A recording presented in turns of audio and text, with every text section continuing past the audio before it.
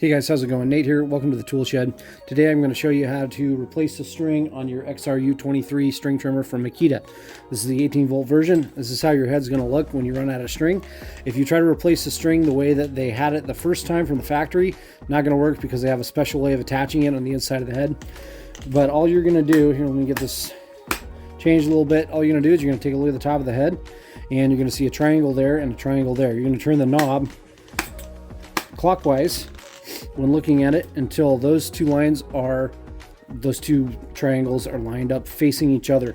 Then where it says line in on the head here on the flange, you're going to take your string, get about 15 feet of it. You can do, I think, up to 18 or something like that, and you're going to slide the string in, and it's just going to slide right into the head and come out the other side. And that's why we line these up, so that you have a perfect trajectory to slide your new string through your head and have it come out the other side. You might need to do a little bit of wiggling to get it good, but what you're going to do then is just take the string and pull it until both sides are even.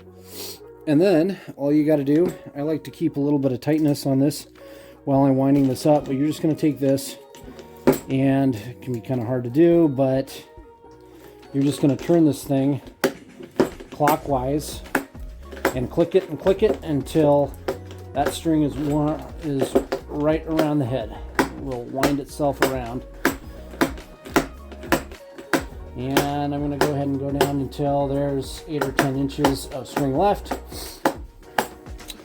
And there we go. So this hasn't been assembled yet, but your guard is going to have a method for taking the excess string off once you get that on. So that's how to put new string on your XRU23 string trimmer.